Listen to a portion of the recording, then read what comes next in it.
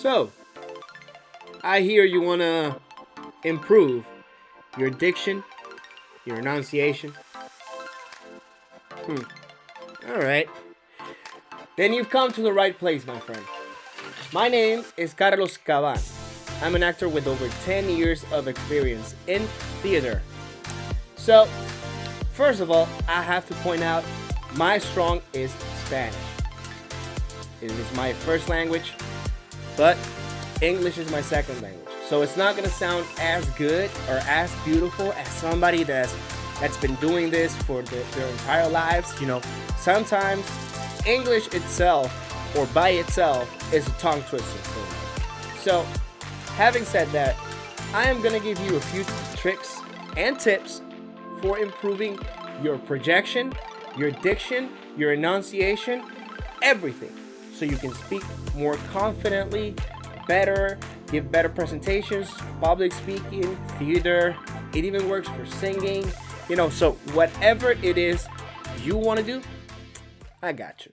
Have you ever wondered how is it possible that a theater actor, a singer, or a moderator, or a radio show host can speak for so many hours nonstop and never get tired? Well, they do get tired, but you get the idea. They have so much resistance. Their voices last a really long time. If you and I would try to do that for a living, it would take some adjustments because our voices are not used to that stress, that level of stress put into them. So, what I'm going to give you is some tips and tricks to help you dominate your voice and improve it in a way that you can speak a lot clearer, but also so that you can project yourself, not from your throat, but from your diaphragm. Diaphragm, whatever it is that we have here, that's what I want you to use. In Spanish is diaphragma. I don't know how to say it in English. I'm going to find out though. To project, I want you to use your diaphragm. You see? I looked it up. I want you to use this part here. So it's really like right in the middle of your chest. You're going to feel it if you start to do like a chimpanzee. You're going to feel it moving right in the middle of your chest below your sternum. So it's going to be right there. That's what I want you to use. That is going to help you last a long time, because if you use this instead of your vocal cords, it's going to help relieve some of that stress you are putting on your vocal cords. Therefore, you're going to last longer while you speak. So, a good exercise for this is the chimpanzee.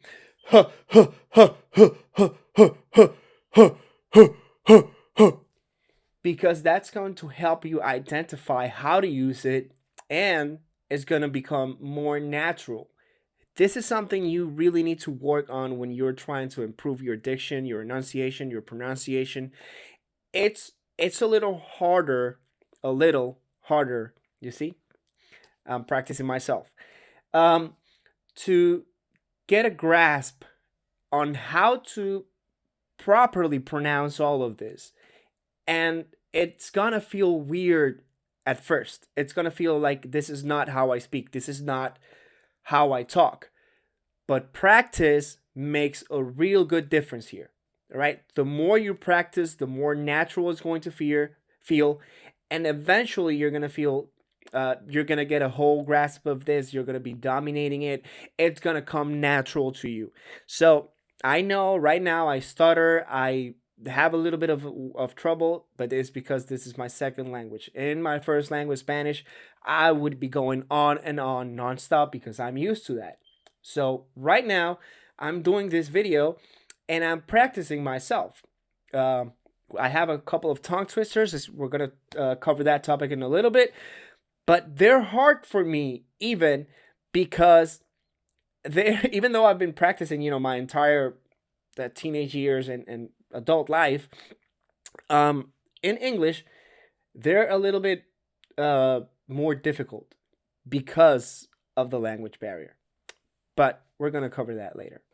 Now that you have a mild understanding of what's going on down here and how you can bring that noise and that voice from inside instead of using your throat and risking damaging your vocal cords, now I need you to understand what's going on up here. So up here, this is like any other muscle in your body.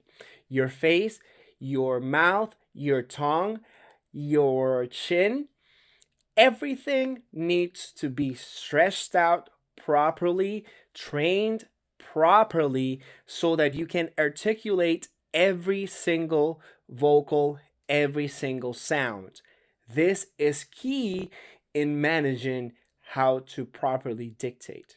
So, I'm going to start with a couple of exercises to try and get you to loosen up.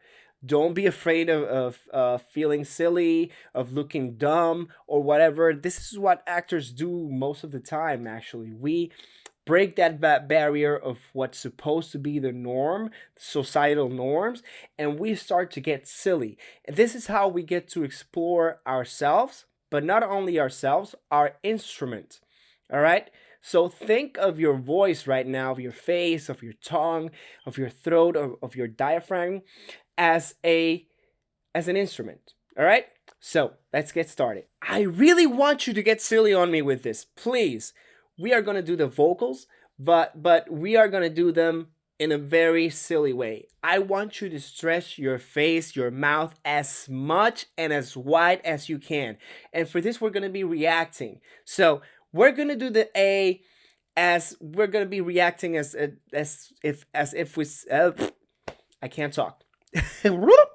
As if we've seen somebody make a fool of themselves, or as if we've seen a friend, say something that actually makes sense.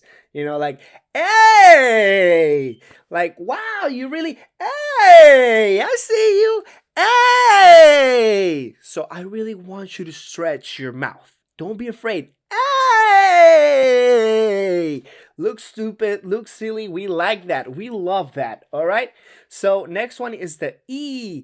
E. I want you to react like it's disgusting, or if you saw something, that's out of the ordinary, like E. Or you're embarrassed, like E. All right. So next one is I. Kind of confused. All right. You see, this is fun. I have fun by myself. I hope you're having fun over there. So this is going to help you loosen up those muscles, all right? And also get used to the vocals so you don't miss them whenever you're trying to talk. So let's carry on with Oh, that makes sense. Oh. But then, how about you? You make faces. It doesn't matter. React, act, you. Now you have that clear. I think the worst has passed. I'm not going to make you make any more silly faces or anything like that for the time being. However, I want you to practice that with another sound. So, for example, let's take the letter R, which is sometimes difficult for English speakers to pronounce because, we have that spice in Spanish and we go full. But I really want you to practice on that. So it would sound something like this. Ra, re, ri, ro, ru. Ru, ro, ri, re, ra. That's in Spanish. That's the way I learned it. If you want to do it in English, that's fine. But I don't know how it would sound. It may be a little bit weird. Re, ri, ri, ro, ru. It sounds weird to me. I'm going to do it in Spanish. You do you. Whatever you feel like doing. But just practice that with a little bit of other words, So just so that you can, I want you to pay attention how your mouth is moving, how it is articulating every word. I really want you to pay attention to it. So pa, pe, pi, po, pu, pu, po, pi, pe, pa, la, le, li, lo, lu, lo, li, le, la, ma, me, mi, mo, mu, mo, mi, me, ma, sa, se, si, so, su, us, os, is, es, a. Sa, se, si, so, su, us, os, is, es, a. Sa, se, si, so, su, us, os, is, es, a. Sa, se, si, so, su, us, os, is, es, a. So I want you to get faster with it, as fast as you can. So this is going to loosen up all of your muscles. You're going to get better at pronunciation in no time, at articulation in no time. So really practice with your vocals, practice with different sounds, and also stretch that tongue. Let's do a little bit of an R exercise. So loosen up that tongue as best as you can and go.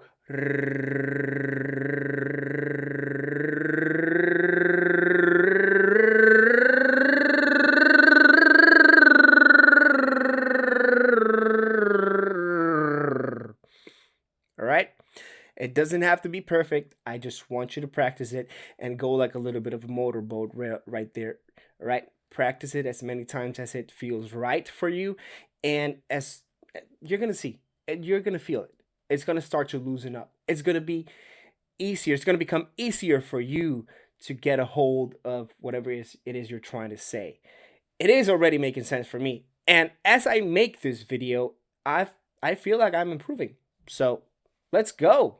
Before we continue to give you a tool that's really going to help you with the diction, pronunciation, and enunciation, trust me, this last one is going to help you tenfold, more than anything else we've covered so far and what we're going to cover next. So stay tuned for that. But for right now, I really want you to look at tongue twisters. So again, in Spanish, I'm a rock star with tongue twisters. In English, not so much. I haven't even practiced that much. So please bear with me. If you go and do a simple Google search, you're going to find pages that have a ton. You see, I'm already twisted. A ton of tongue twisters out there. So let's give it a try for a few that I found. I think this might be easier for me. I don't know, maybe not. But keep in mind, this is like the second time or the third time that I'm reading this out loud. So bear with me once more. Here I go. Peter Piper picked a peck of pickled peppers. A peck of pickled peppers Peter Piper picked. If Peter Piper picked a peck of pickled peppers, it's so hard. I hate it here. No, really. Let me give this a try in Spanish. You can find whatever it is, whatever language you speak, find tongue twisters specifically and catered to you. Right now, I'm going to go with Spanish, just for the purposes of this video and to speed things along. Tongue twister goes like this. ¿Cómo quieres que te quiera? Si el que quiero que me quiera no me quiere como quiero que me quiera. ¿Cómo quieres que te quiera? Si el que quiero que me quiera no me quiere como quiero que me quiera. ¿Cómo quieres que te quiera si el que quiero que me quiera no me quiere como quiero que me quiera? ¿Cómo quieres que te quiera si el que quiero que me quiera no me quiere como quiero que me quiera? All right. Pretty good, I'd say, if I do say so myself. And you can practice with whatever tongue twister you find out there. It's really going to help you, not just with pronunciating everything and articulating everything, but also with, continuity and all of that. All right? It's really going to help you stay on the line. So, says, cuando cuentes cuentos, cuenta cuántos cuentos cuentas cuando cuentes cuentos. Cuando cuentes cuentos, cuenta cuántos cuentos cuentas cuando cuentes cuentos. Cuando cuentes cuentos, cuenta cuántos cuentos cuentas cuando cuentes cuentos.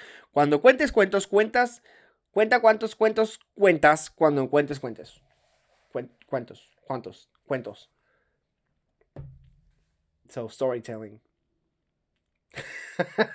This is fun. I love it. I love messing up. I love going about it. I love starting. I love making it ridicule in camera because this really breaks with the anxiety of public speaking or speaking to another human being at all, especially if it's the case like mine, talking in a second language. So let's get to the final and most important tool you are going to get out of this: a pen. Yep, you heard me. A pen.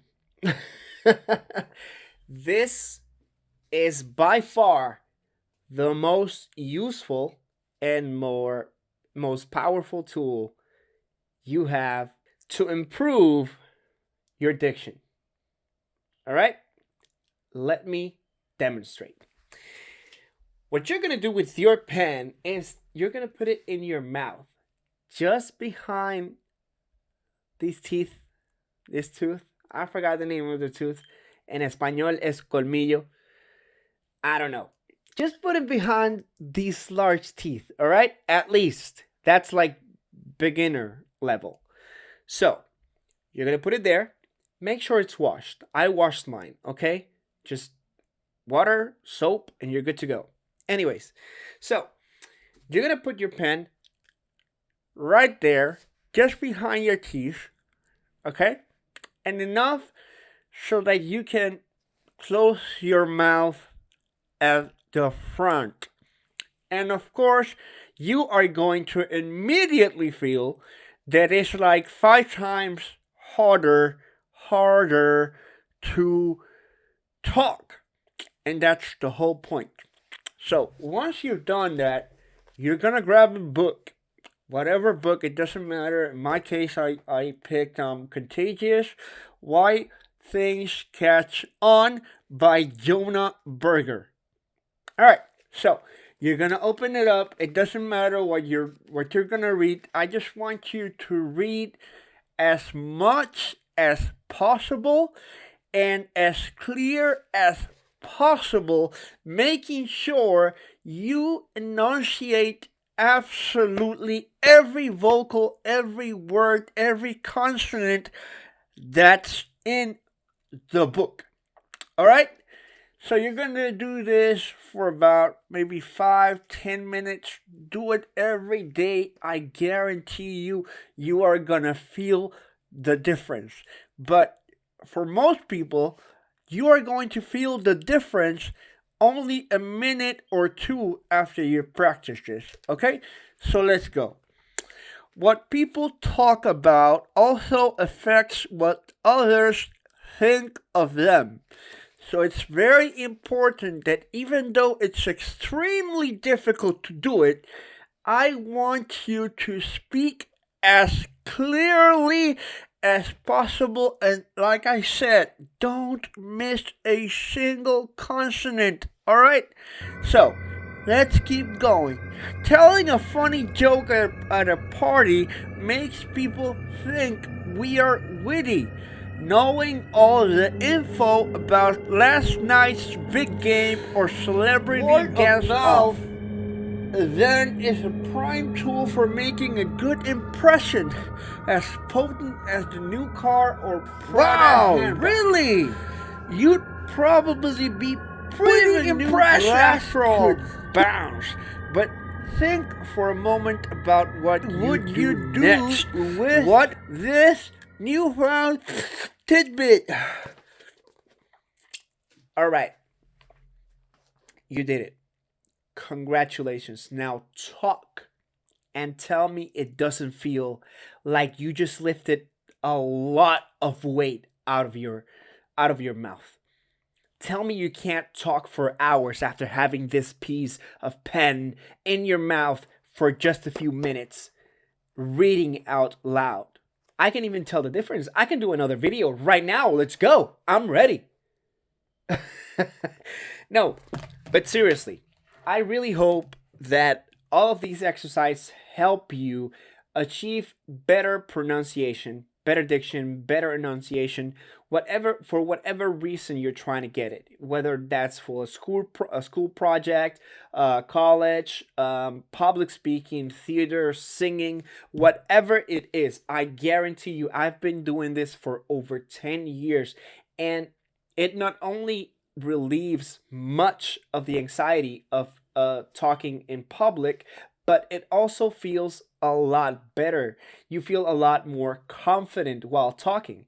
Even in my case, like I said a couple of times now, in a second language.